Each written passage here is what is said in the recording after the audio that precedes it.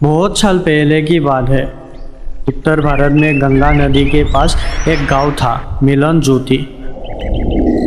उस गांव में एक बहुत पुरानी हवेली थी।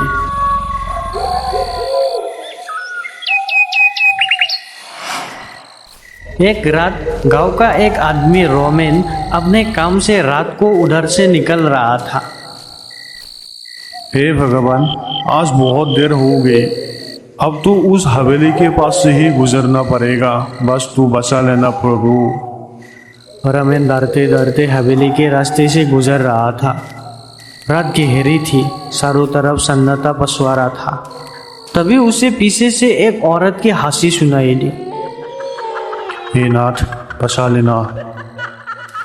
वो बिना पीछे देखे भागता हुआ घर पहुंचा, लेकिन उसे ये नहीं पता था कि उस रात आखिर हुआ क्या था और क्यों उस हवेली से ऐसी अजीब आवाज़ें आती है। अगले दिन रोमेन गांव के बुजुर्ग दादा के पास गया। उसे लगा दादा जरूर कुछ जानते होंगे। दादा, कल रात में हवेली के पास से गुजर रहा था। ये सुनते ही बुजुर्ग दादा घबरा गई।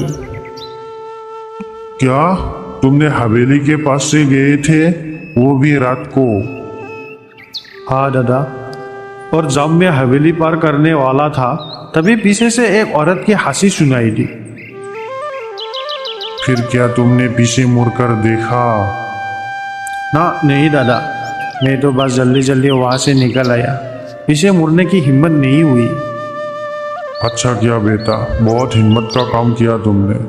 अगर तुमने उस हंसी को सुनकर पीछे देखा होता तो शायद आज जिंदा नहीं होते। मतलब दादा, ये अब क्या कह रही हो? देखो बेटा, उस हवेली के बारे में यहाँ बोलना ठीक नहीं। तुम आज शाम को मेरे घर आओ, मैं तुम्हें सब कुछ बताऊंगा। रोमेन को दादा की बात समझ नहीं आई, पर उसने हाँ में सिर हिलाया और वहां से चला गया। आखिर ऐसा क्या है उस हवेली में जिसका नाम लेने से भी लोग डरते हैं? दिन भर काम करते करते भी रोमेन को दिमाग में वही सवाल घूमता रहा। उस हवेली में आखिर क्या हुआ था? सब होते ही वो जल्दी काम निपट कर सीधे दादा के घर पहुंच गया।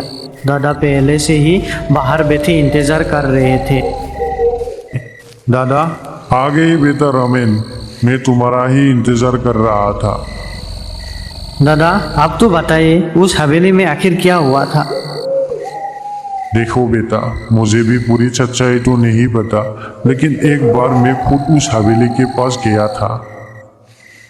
फिर क्या हुआ दादा? उस रात मैं अकेला जा रहा था। अचानक पीछे से किसी के कदमों की आवाज आई।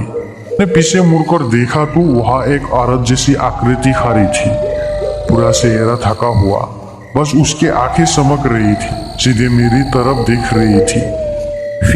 फिर क्या हुआ? मैंने तुरंत अपनी जेब से गंगा जल निकला और उस पर छिड़क दिया, और अगले ही पल वो औरत मेरे आंखों के सामने से गायब हो गई। दादा, क्या आपको नहीं पता कि वो कौन थी? वो हवेली इतनी डरावनी क्यों है? नहीं बेटा, उस बात का जवाब आज तक किसी को नहीं मिला। बस इतना पता है कि जो भी वहां रात को जाता है वो वापस वैसा नहीं लौटता। तभी बाहर से ठंडी हवा का झोंका आया। दिया टिमटिमाने लगा। रोमेन और दादा दोनों कुछ देर तक चुप बैठे रहे। कहते हैं उस रात के बाद से रोमेन ने फिर कभी उस हवेली की तरफ रुख नहीं किया, और आज भी मिलन ज्योति गांव की वो हवेली रात को उसी औरत की हंसी से गूंज उठती है।